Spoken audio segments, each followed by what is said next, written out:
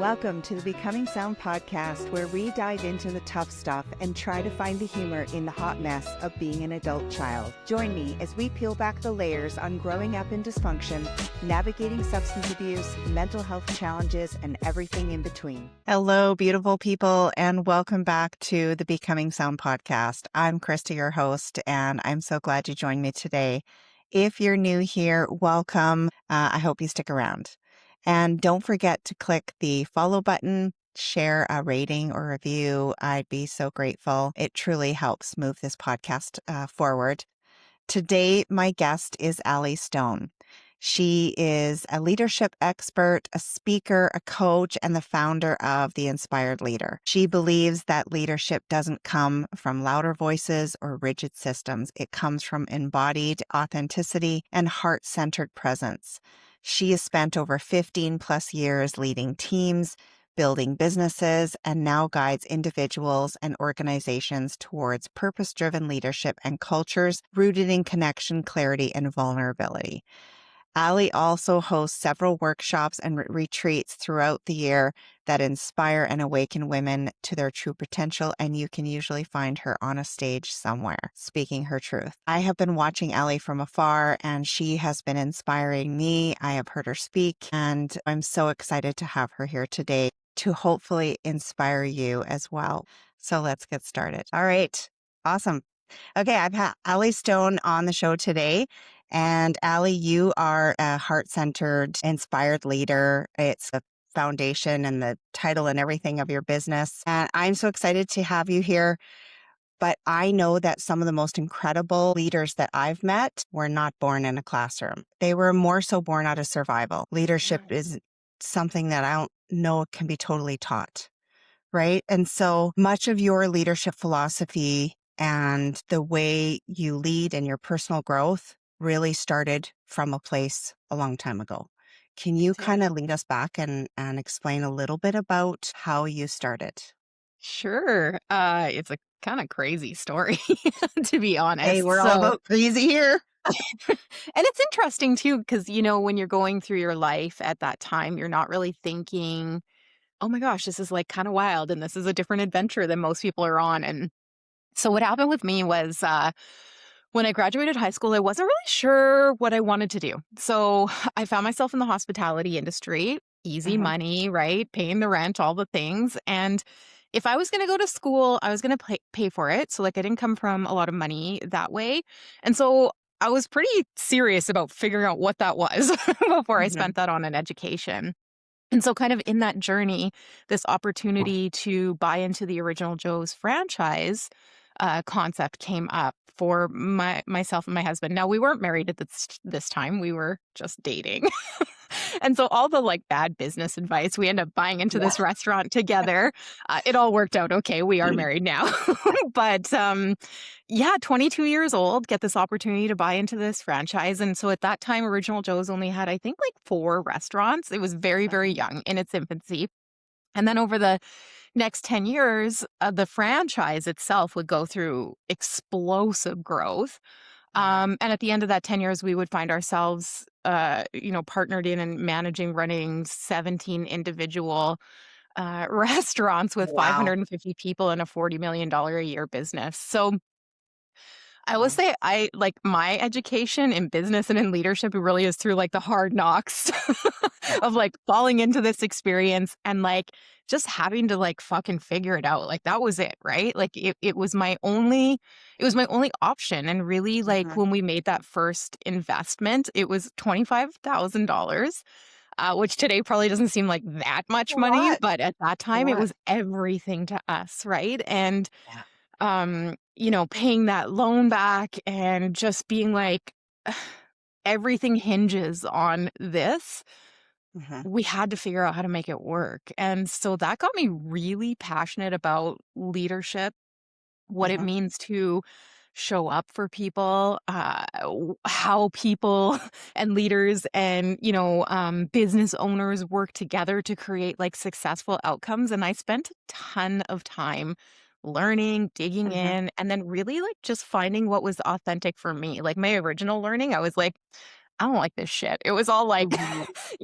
1970s, 1980s, 1990s leadership philosophies. I was like, this doesn't make any sense to me. This isn't how I see the world. And so it took me a Yeah. while to really just start to like lean into who I was and Mhm. ask myself what I really wanted to create. And when I did that, real magical things started to happen. So it was pretty cool. Mhm. That's awesome. That's a lot. It's a lot for a 22-year-old, right? Like, Yeah. Yeah. Yeah. Like most I see 22 22-year-olds are year olds thinking now. about the bar and what you're right? Yeah. It's kinda crazy. Yeah. So Yes. I wanted to talk a little bit about even before that too. I know that usually our childhood shapes kind of how we show up in the world. And a Mhm. lot of people who grow up in survival mode or they're surviving, trying to survive something that happened in their childhood, grow up to be like high functioning, high achieving people, but they don't always make the best leaders, Yeah. right? Because they've got a lot of adaptive skills that hinder that. Yeah. So, was there anything in your childhood that kind of shaped you? Yeah. It's 2 things come to mind. There was a lot of things, Mhm. so I didn't Yeah. have a non-traumatic childhood. We'll say Right. that. So I could tell you multiple stories. There's one that comes to mind, but then there's also this other piece I want to mention too that, like when I started in hospitality and I met my boyfriend, my now husband, I really had no faith in humanity and I didn't believe in people. I didn't want to lead people. I didn't see the world through that lens, and it was actually him. So sometimes, even if you experience traumas in your life, sometimes you meet Mhm. people who completely change your outlook on life, and my husband was one of those people, and I often say, like, he really saved me from, Mm. a pretty negative, bleak-looking outlook on Mhm. life, and so, when I was younger, when I was 7, my parents got divorced, and it was a really interesting experience for me because, we kind of came home from school one day and my mom was waiting for my sister and I, and she sat us down and said, we're getting a divorce. And like, I kind of knew about that from kids Mhm. and, friends at school. And so it wasn't like a foreign concept to me. But then she decided to share with us what had actually happened. And I really like give my mom a lot of kudos for this now because like that must have been really hard. But she told Mhm. us like why they were getting a divorce. And so what had happened was my dad had been having an affair. And he had this other partner. I can't even remember where she lived, whatever. He's married to her now. They have 3 kids, and they had already actually had a baby before Oh, my wow. mom found out. So he was like living this double life and had this other family. And Oh, so wow. when she confronted him about it, he was gone. Like he was instantly gone. Mhm. Um, and I feel like I spent many years after that wondering what like I did wrong and Yeah. why I wasn't good enough to be his kid, right? And his Mm. family and why he would Mm. choose somebody else over us, and I think that was, like, the start of that kind of thinking that Mhm. I did a Women's Day talk not too long ago, but I was talking about how we abandon ourselves in our thoughts, and I think that was the start of me Yes. abandoning my worth and who I was and my Mhm. voice, and then there like and so, it all happened divinely the way it's meant to happen, because Yep. I don't think he was meant to raise me, and I wouldn't be who I am now, Mhm. but it was hard. Like, there was no Yeah. question as a 7-year-old, like, you don't have the cognitive, I don't know, ability to process something like that. Like, you can understand, but, like, then you don't get why, right? And you don't get that it's not your fault. Yeah. I think because we don't have that ability, we insert all of those thoughts in there and all of the Yeah, storyline and no one's right. there to tell you any different really. Even Yeah. if you know what happened, no one's sitting their 7-year-old down really at that time and saying, I think we should get you in to see a psychologist so that you can Oh, process this. no, that was not part of the Oh, conversation, right? boring as hell, Yeah. Yeah. right? Yeah.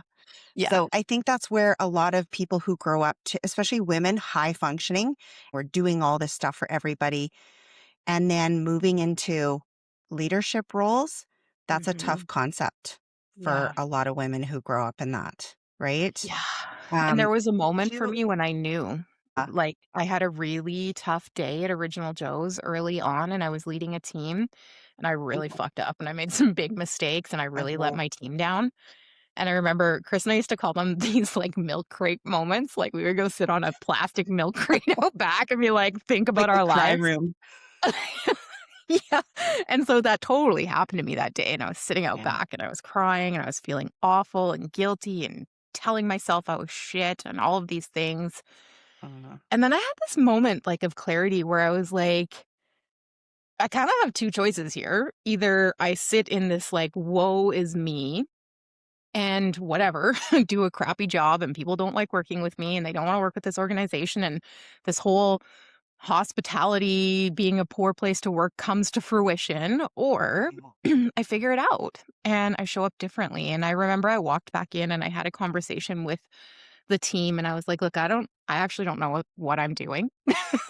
And I'm trying to figure it out with you. And Yeah. like, first of all, I just want to apologize for today and recognize that like I made mistakes and I'm going to probably continue to make mistakes, but I want to let you know that I'm committed to figuring this out and I want this to be successful and I want all of us to be successful. And I think that was a big turning point because it was like Yeah. convincing myself too, right? That I could do it. Yeah. And even just those vulnerable conversations are like big game changers, I think, in Mhm. our leadership journey. Yeah, 100%. Kind of like the mirror moment, when Yeah. you see yourself and you have to in that moment make that choice. Am I gonna just show up like real right now, or am I gonna put the mask back on and walk back in, which Yeah. doesn't serve anybody, right? Yeah. Have you Yeah. seen the TED Talk with Carolyn McHugh? It's No, but older. I'm gonna write that It's down. so good. I'm gonna Carolyn send it to you. McHugh? Yeah, I'm gonna send it to you in an email after Okay. this, but it's so good. It's one of my favorite TED Talks, and she talks about a true mirror in it. And Okay. she says, like, we all see this reflection of ourselves and we have this construct in our minds of what we look like and how we're presenting ourselves. But a true mirror is two mirrors at like intersecting at a corner. And what that does Okay. is gives you this like almost like 360 perspective of what you act, and you start to see that Yeah. like, oh, my jaw looks like, what is that? So Right? seeing your side profile and the back of Yeah. your ass at the same time, right? It's Yeah. like, ah! And then she talks about how psychologically that can actually be kind of disturbing, but it's actually what everybody else is seeing. And we Yeah. create this construct of how we Mm, see ourselves in our head. Anyway, I'll mhm. send it to you. It's a beautiful, beautiful TED That's Talk. awesome. So, yeah. Yeah. Yeah, send it to me, please, and I'll put it in the show notes too, because Okay. people Yeah. might wanna take a look at that.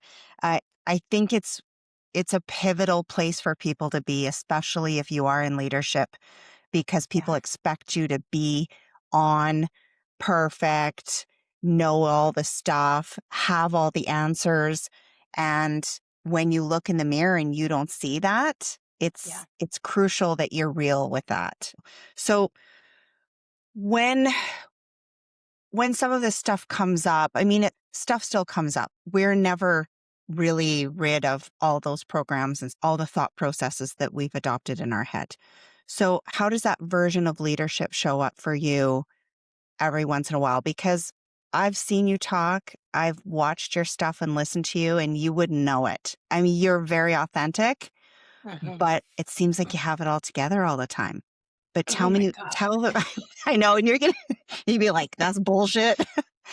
But I'm not even wearing where do pants you right find those now. things kinda creeping up for you, and how do you turn that into a real moment for Yeah. yourself? Yeah. I was cracking a joke there. I'm like, I'm not even wearing pants right now. So I don't. Okay.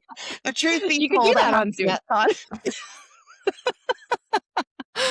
It's really interesting, and this I feel like this has been a lot of, my thinking, especially as the inspired leader has evolved and grown so Mhm, much over the last couple years, is I think it's really important for me to share that I do not have it all together, mhm. that this is really messy, that I'm scrambling around, that my assistant's upstairs right now trying to scramble to put together our event. And, when it happens and we Yeah, execute it and it looks flawless from the outside, there's people scrambling around in the yeah, inside trying to pull it all together. And I'm stressed about all of these things. But I think there just has to be some real talk around this. So yeah. I'll just be really honest with you. Like the last month, I have had probably the most consistent speaking engagements of my life, like back to Mhm. back 2 to 3 a week. It has been a Wow. lot, and my imposter syndrome has been on like full alert. I have cried myself to sleep at nights. I have I been like, know. oh my God, nobody likes me. Like, I go through all of this stuff too. And so I think it's actually really important for other people to hear that too, because Yeah. people are looking to me. Mhm. Um, and I'm real and I'm human just like everybody else. And I'm experiencing all of these things. And I think with growth and the courage to challenge our lives and to Mhm. try, and I have really big dreams for what I want to do. Yeah. I'm open to what that looks like, but I'm like, I feel like I'm on like the threshold of something massive, but that is scary AF. And I will retreat into my cave often and cry and have to soothe myself and like Mhm. all of the things and try to figure out how I continue to show up authentically. And so I actually really appreciate that you brought this up today because I think this is part of the conversation that we need to be Yeah. having, especially as women. Oh, 100%. Yeah. And I'm going through it myself at the same time when you say that.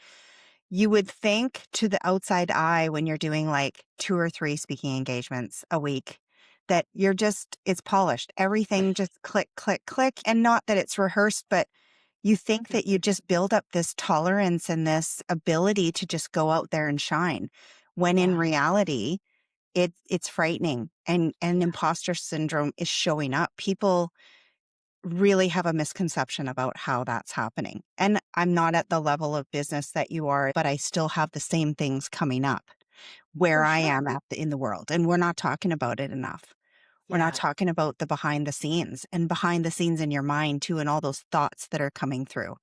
Yeah. And we're talking ourselves out of and down from going into this something magical is going to happen. I feel Yeah. this on the edge of this, breakthrough.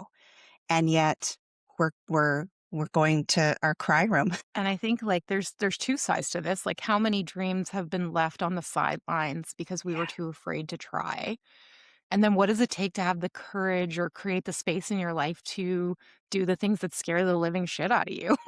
Right? Like I Oh, still get so 100%. scared every time I step on a stage. Like if you would have asked me in my days at Original Joe's if I would be standing on these stages talking to 500 people, I'd be like, absolutely not. Like, that is not part of my future. There is no way I would, right? And Yeah. so, I think the evolution is possible for all of us. Yeah. We have to be open to it and then figure out how to like go on that authentic journey. And it's not the easy path.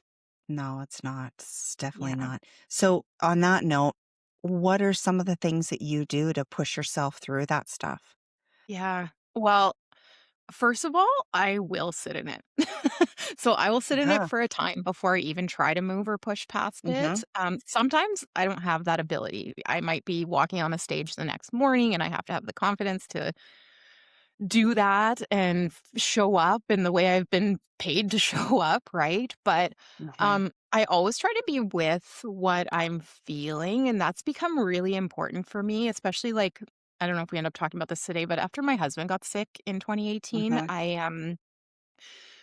I spent a lot of time like armoring up and being like, okay, I don't matter. I got to take care of everybody else. I got to take care of him. I got Mm. to take care of the business. I got blah, blah, right. This whole list.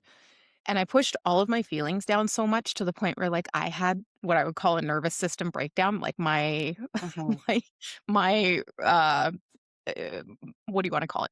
My physiology was just like Yeah. done, right? Like I was Yeah. just in a high fight or flight for so long and so now I try to acknowledge it because I actually think emotions are signals and they're indicators of something Mhm. deeper that's going on.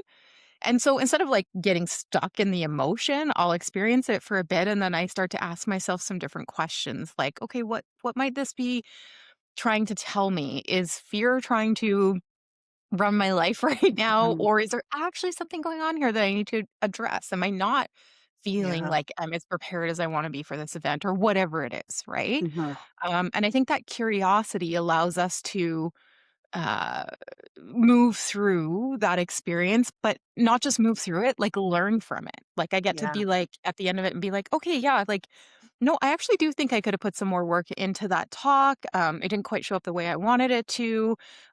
Mhm. I'm the kind of person who always wants to be better, but almost to a fault sometimes too. So there's like, how do Mhm. you be kind to yourself in that process, right? Like all of these things Yeah.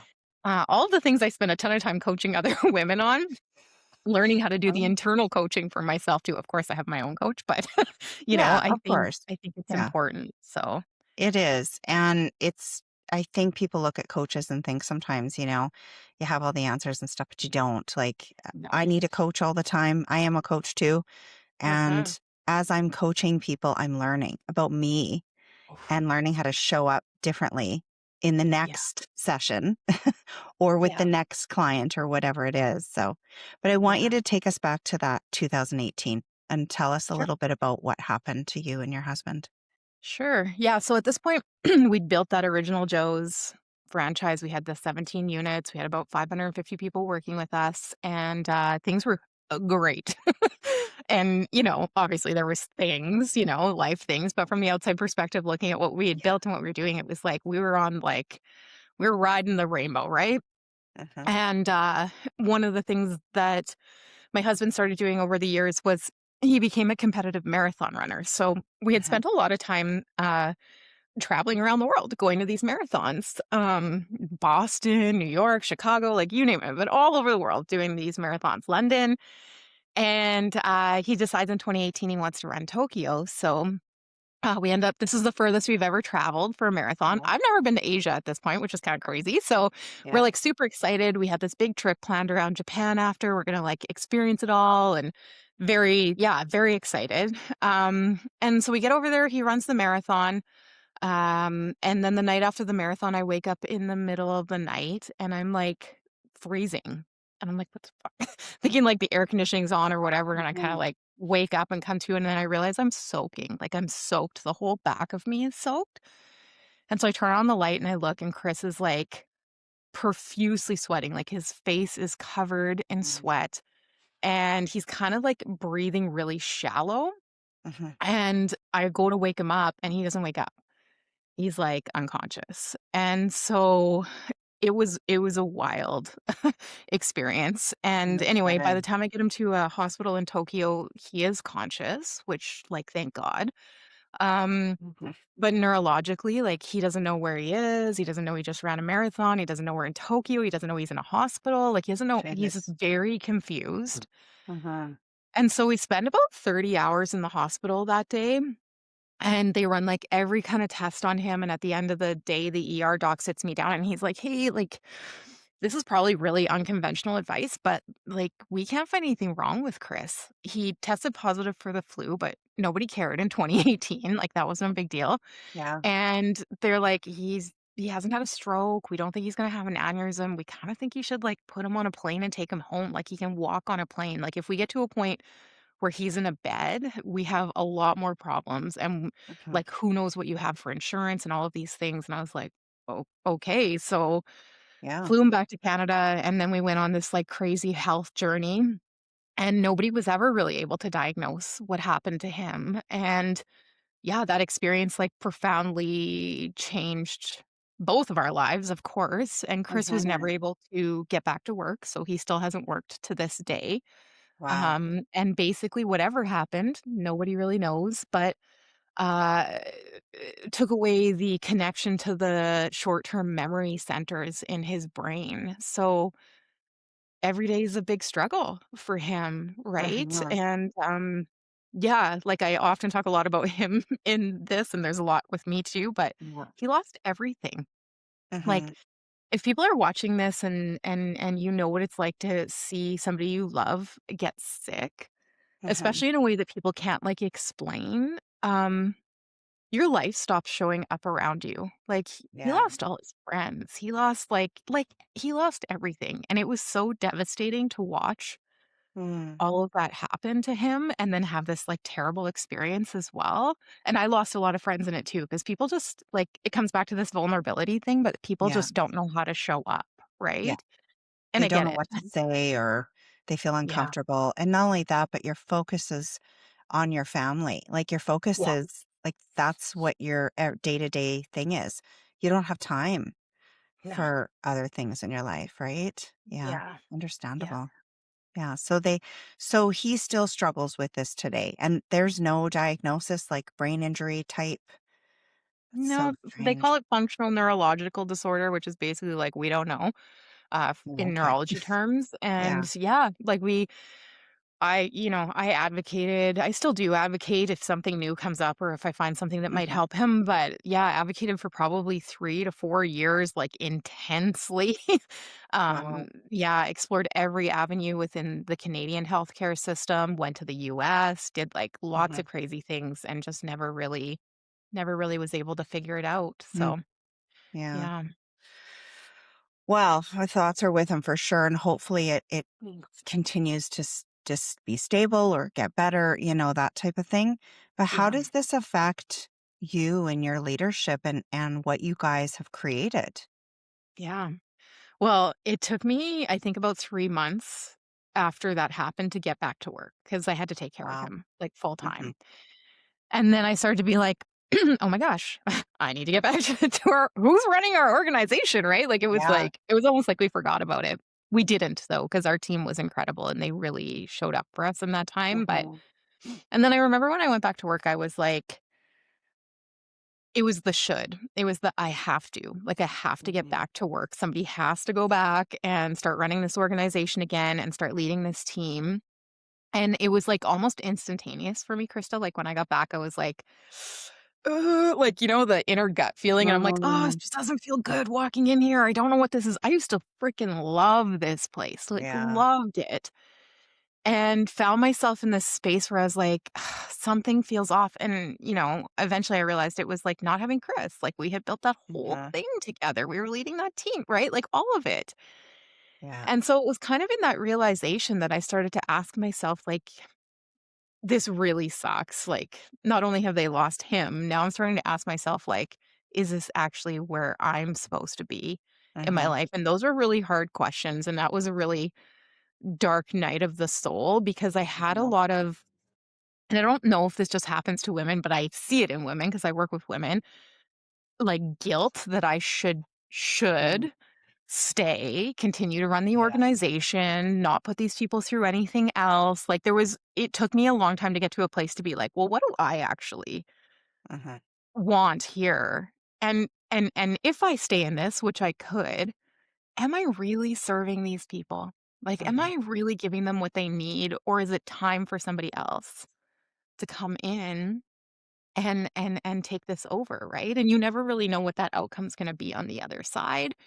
But I started to really believe that there was a next chapter for me in my life, and so that was a whole other journey of like, Well, should I go? Should mm, I stay? Should I yeah. go? I mean, congratulations for you for recognizing that because you're right. When you work with women, you understand we don't ask Yeah, ourselves that question. In yeah, fact, the first thing that comes up is the should. And then you're like, no, my job is to take care of what I need to take care of. Not yeah, me, yeah, everybody else. Right? yeah, It's a tough one. yeah. And I felt like I had to take care of 550 people, and I Yeah. love them. Like, I still love them to this day. I care about them so much and their Mhm. lives and their success, and I have, like, lifetime connections and friendships out Mhm. of that, Yeah. but it was no longer my authentic path, Mhm. and that was hard. That was really, Yeah. really hard. So what was the shift from there? Well, I made the decision. We had a third partner. We have a third partner, and I told him, and he was like, "Holy shit." And I was like, "Not gonna leave this organization high and dry. Like, that is not the intention, Yeah. but this is what I'm feeling. This is where my heart is at. This is what's going on." And so we created a plan. I hired a new VP, somebody who I felt like led like similar to me and believed in the values and could maybe carry Mhm. on the mission that I had started. And I believe I mentored her for 2.5 years Oh, in a wow. pandemic, and all the stupid things happened, right? Like I couldn't, yeah. So it took me actually a Ideal really time. long time. Like, F you, pandemic. Anyway, Yeah. enough of that for sure. Don't ever do that again. But it was a really crazy time. And so I also got back to the place where I was like, oh, I shouldn't leave because now we're in this pandemic and all this stuff's that, right? So it was it was a lot. It took me a very long time. And there was this like piece of me that felt like I had to have this integrity to stay, to finish it, and I did. And I do still think it was the right decision, but it was Mhm. really interesting how long that drew out for. And so as she kind of mentored with me and got better in her role, it became less and less that I had to do. And so that was when I started to have capacity to build the inspired leader and ask myself, like, Yeah. what might this look like? Right. And honestly, I had no idea. I was just like, Wow. I'm going out into the world alone with my little backpack and we'll see what Yes. happens. It's like Dora the Explorer. Yeah, exactly. I kinda saw myself as Little Red Riding Hood trying not to get eaten by the wolf, you know? Yeah. Oh, God, no kidding, hey? No kidding. Oh, man. So So, yeah. what exactly does that look like for you now? Like, tell everyone what you do specifically Mhm. and how you lead from a different space. Sure. Uh, it's a loaded question. So, I I know, do a sorry. lot. I could have broke I it do a down. lot. Yeah, I mean, it's a list. So the inspired leader has a few different arms, and there's a Mhm. pretty broad vision for what it looks like in the future. So, I mean, there's kind of this like Alley Stone brand. So I become this Mhm. speaker, right? As kind of how we've kind of got to know each other and see each other Yep. around. Um, and that's been a really cool experience because again, something I never thought I would do. So I found myself yeah, being hired, being contracted to speak on, 30 plus stages a year. So that's Mhm. been like a big part of my work that Yeah. I did not Awesome. expect. I'm also like an executive coach. So I work with women leaders and women entrepreneurs a lot too and help them build and scale their businesses. Like, if there's something I know, it's that. After that original Joe's experience, I have some really cool clients that I work with. Yeah, just helping them really create something that's meaningful Mhm. for them. Yeah. That will take care of them in the long term, Mhm. which is a really cool experience. And then I do like a whole corporate side as well. So the inspired leader itself, I have about 15 different team development programs. I was working with a team yesterday. So I'll go into organizations and I will help them really lead better, more Mhm. authentically. I always talk a lot about bringing humanity back to the heart of Mhm. business. So I'm not everybody's facilitator, but my topics are very much around people and connection, and so that experience has been really cool too, and brought me in some really interesting like CEO circle spaces. Mhm. Speaker. On the speaking circuit with different things like that too, which brings those experiences in. And then I run these events, which we were kind of Yeah. alluding to, I think, before we started recording. But Yeah. I run a women's leadership and wellness conference Mhm. in Edmonton. It's pretty massive. Like for me, like for anything I ever thought I would do, I think we're Yeah. probably expecting 350 attendees this year. So it's Wow. going to be big. That's awesome. So a big 2 day summit, and then I run some retreats and things like that too. So Yeah. like, it's all like, I'm like, "What do I do?" I don't know, like, a lot, but it's cool because it's dynamic. It's What? never the same thing every day, Yeah. so I love that. That's awesome. And someone who has a creative brain, which it seems like you do, like Yeah. this creative kind of uh aspect of you, and you don't want to put yourself in a box, right? No. Because that's Yeah. how we get stifled. But I'm the same way. I always think I have too many ideas.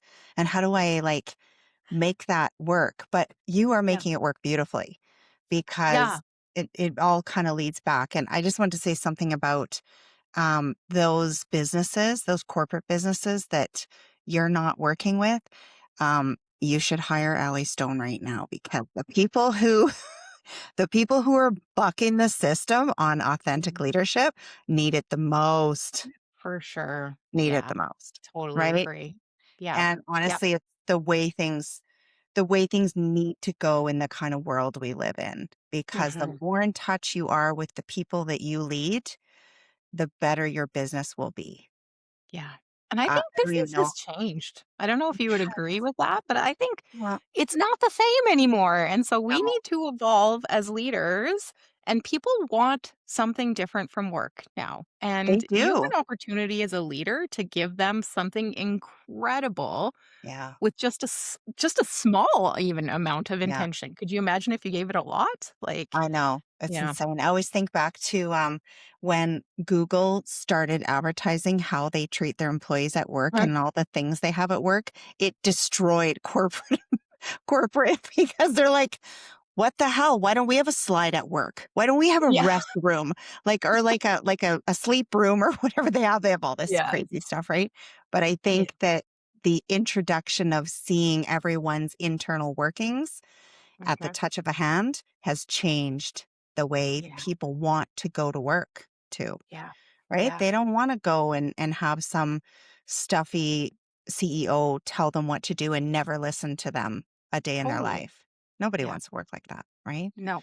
So No. kudos to you. That's awesome. Thank I thank love you. what you do. I resonate so much with just the authenticity of it. And when you grow up in a situation where you have had traumatic experiences or something has happened in your life that causes you to really buy into the programming and the self-sabotage and all of the bullshit you tell yourself in your head, I think that's why when I see your stuff, it lights me up because it's Mm. completely opposite of where I came from, right? Mhm. And it's something that people aspire to when they want a piece of that.